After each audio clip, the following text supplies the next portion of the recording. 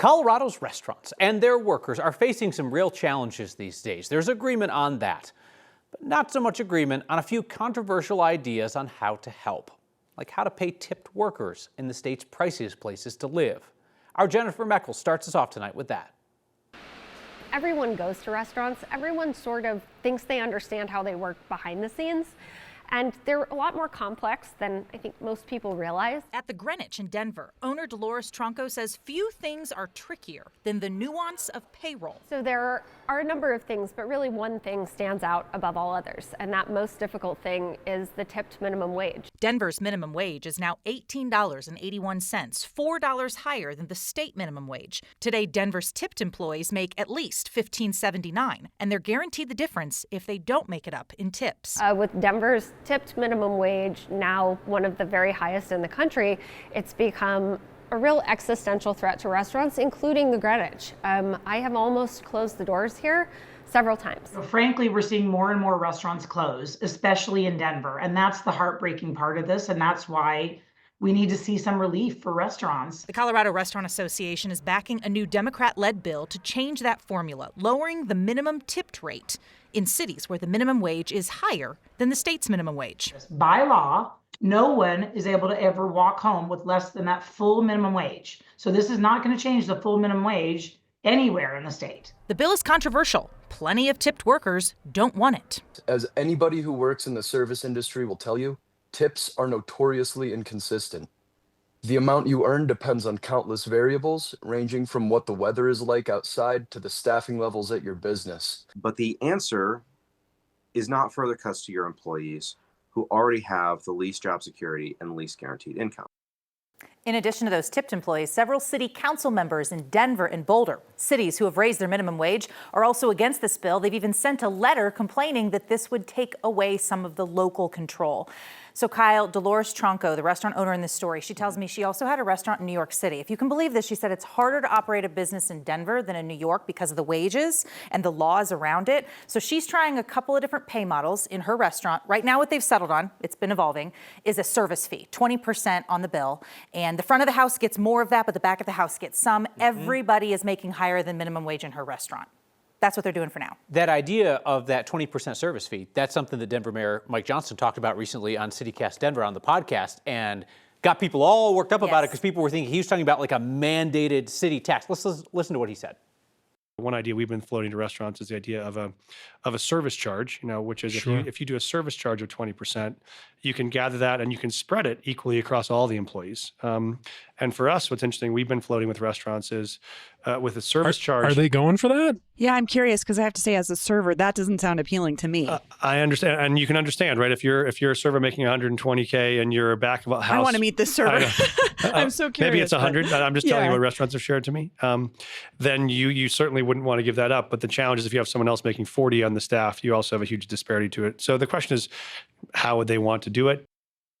So to clarify today, Johnson's office says this was an idea. This is not pen to paper, nothing formal, and it would be a voluntary program, not mandatory.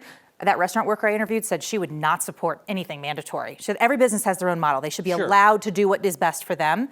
But it's kind of something people are kicking around. So, well, interesting to see it actually in practice in some places. Yes. Get some feedback from them. How is it working from them? Others can look at that model. Jennifer Meckles, thank you very much.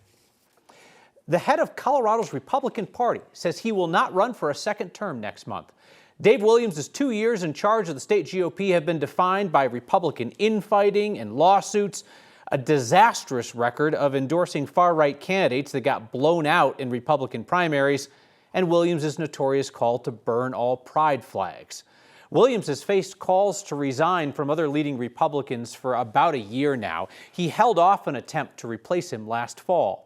Williams ran for Congress in a Republican primary while serving as chairman, using party resources for his campaign. And he got smoked by 30 points by now Congressman Jeff Crank. Under Williams, the Colorado Republican Party endorsed in GOP primaries, winning 4 races and losing 14 races. All but one were double-digit blowouts. Williams is widely thought to be angling for a job in the Trump administration. Nothing's been announced on that. Colorado GOP will select a new leader late next month. President Trump and his allies are talking about privatizing the Postal Service, or at least bringing it under presidential control. That could have a significant impact on the 10,000 postal workers here in Colorado, let alone everybody else who gets mail. Right now, the Postal Service operates as what's known as an independent establishment of the executive branch, kind of arm's length. Let's bring in our Spencer Soisher on this. And Spencer, the Postal Service's financial issues recently, those are pretty well known, right? But we got to acknowledge they don't get tax dollars. They kind of live and fall on what they're able to do internally. Right, Kyle, the USPS reported a net profit, though, of $144 million for the first quarter of this fiscal year. That's between last October and December. But that's the first time it's turned a profit in nearly 20 years. Privatization isn't a new idea floated by the president. He dropped plans to do it in his first term. Excuse me. Opponents of privatizing the Postal Service say it would likely lead to lower wages for postal workers and delays in delivering mail. They say it would increase shipping prices significantly, too. The Postal Service does not exist to turn a profit. A letter carriers union rep in Grand Junction told me today he thinks it would affect most Coloradans in rural areas. And from a financial standpoint, job cuts could certainly happen in less populated spots, too. There's definitely some people that are definitely scared for their jobs. We're talking now, it's anywhere between 5 to 7 days to deliver something across the country to a rural area. We're talking possibly weeks in the future if it goes through with the privatization. The Postal Service makes more money operating in big cities like Denver and less than, say, in Mesa County, where Shane there works. Think about it. Rural areas have farther distances between deliveries and less density, so less people to collect payments from. Post offices in rural areas can cost more money to run than they're collecting. Still, USPS provides service to those areas even at a financial loss. It's not operated again as a business.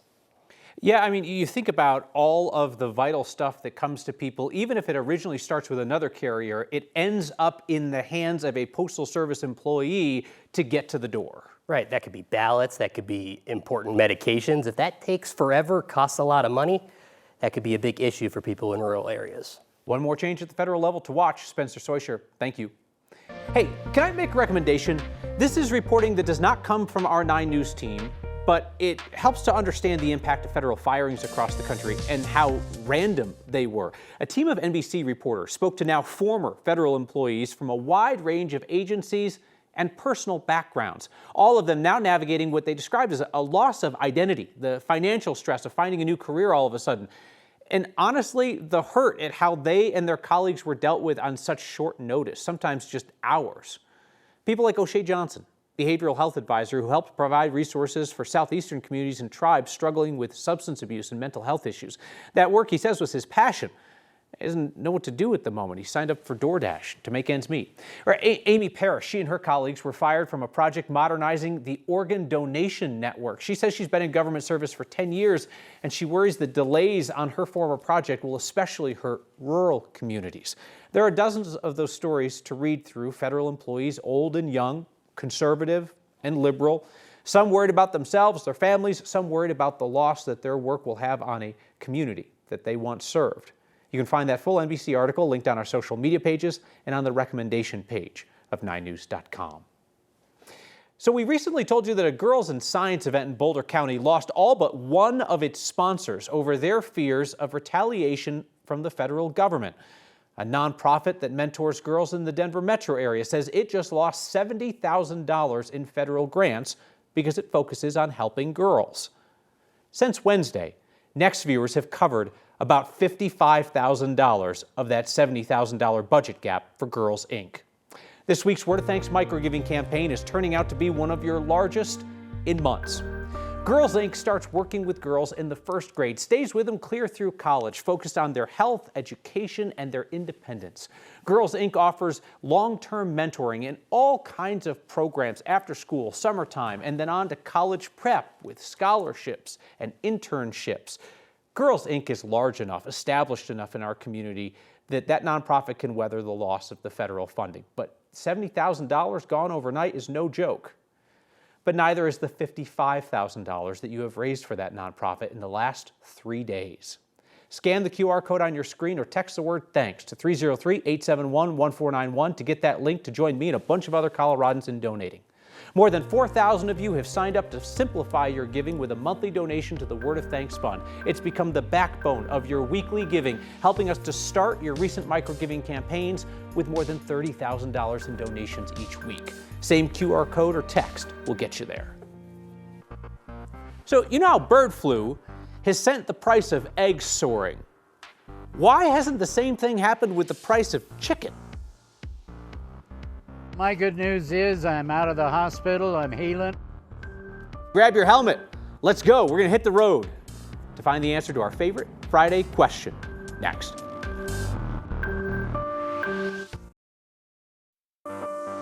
Tonight's next question comes from a viewer named Betty Jane, who asked, if bird flu is really to blame for skyrocketing the price of eggs, why are chicken prices relatively stable? Chicken or the egg question. So Colorado's egg-laying hen flocks, they've really been wiped out by the avian flu. More than 3 million birds have been killed since January of last year. The U.S. Department of Agriculture predicts those losses will push egg prices up another 40% this year, as farms across the country spend months rebuilding their flocks. But flocks of broiler chickens, the ones that end up on grocery store shelves, they have not seen the same impacts. The USDA says broilers make up about 9% of birds impacted by the current bird flu outbreak. And those two flocks, they're totally separate types of operations.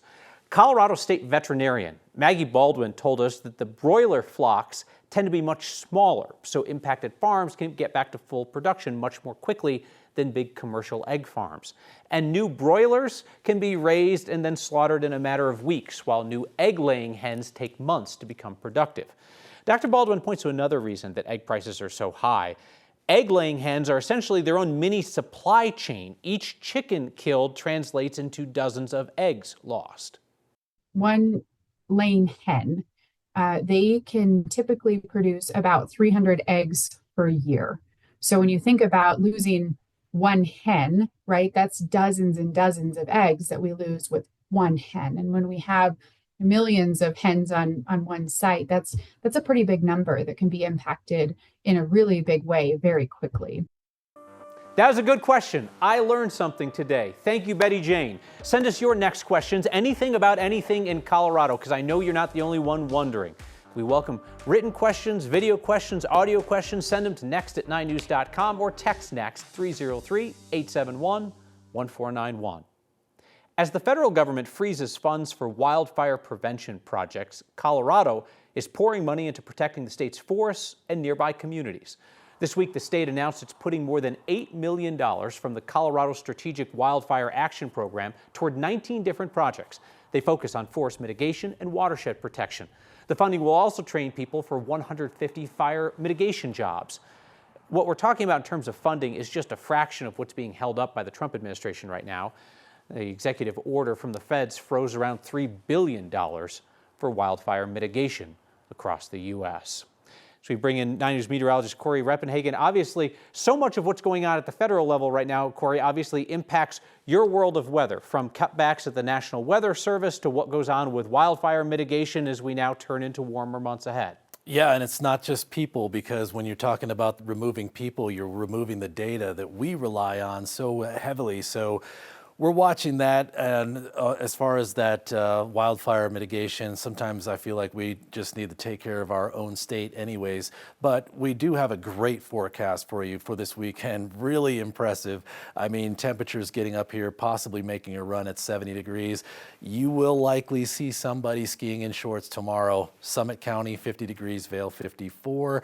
And then Sunday, maybe a little bit cooler, but still into the 60s, maybe even the upper 60s once again. So it's this big ridge of high pressure here. This is the model of the atmosphere. That's what's been keeping us warm and dry here. We do have one small storm system drifting across the bottom of the state here on Sunday, so maybe a little bit more cloud cover here.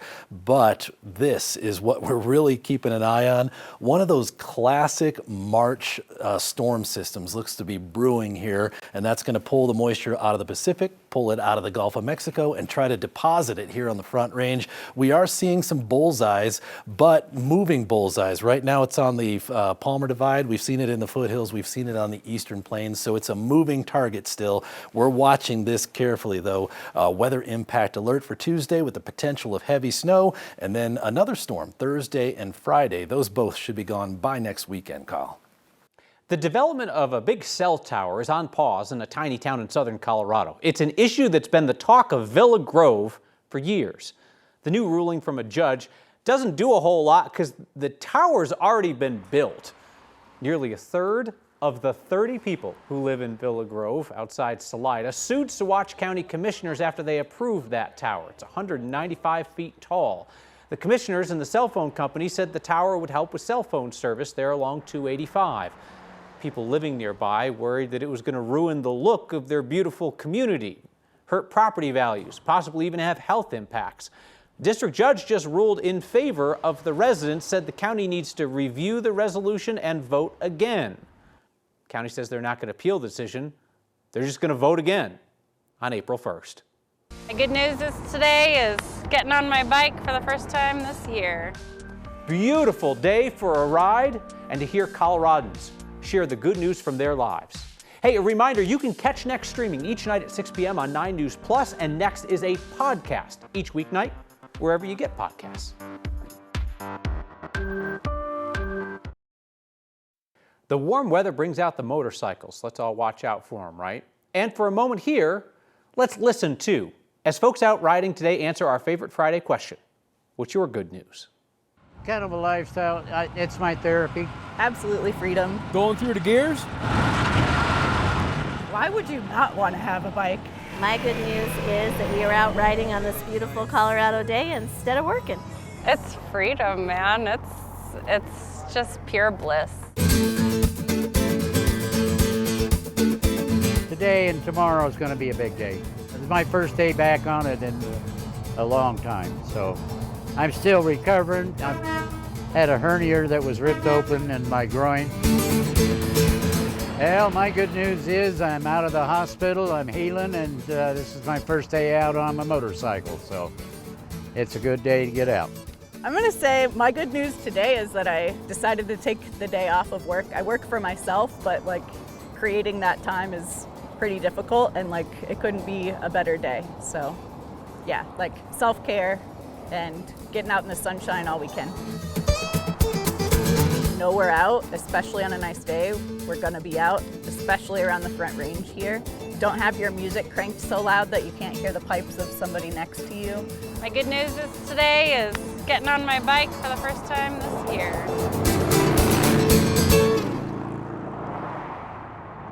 Beautiful day to be out on the road. We have your feedback next, and I probably need to talk to you all about Mark Salinger and the strip club. That's next.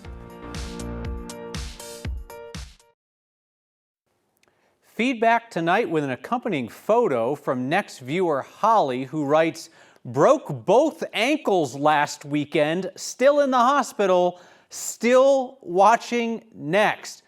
Oh my goodness. Holly, you gotta stay off those scooters. We warned you about the scooters. They're no good. Holly actually didn't say how she was injured. I hope that you're on the mend, Holly. Thanks for continuing to watch. Yikes. Oh, that's terrible. We have a note from Mark with a K, who says, has anyone heard from Mark with a C, Salinger, since he went out to investigate a news story yesterday? Okay, I got to come clean on this. So yesterday we had that story about wage theft at strip clubs, and I said that we sent Mark Salinger to investigate, and he didn't come back. I was just joking around about that, but apparently Mark's mom texted him about that. So if you're watching, Mrs. Salinger, your son's a very good boy, and he never went to the strip clubs. We'll see you next time.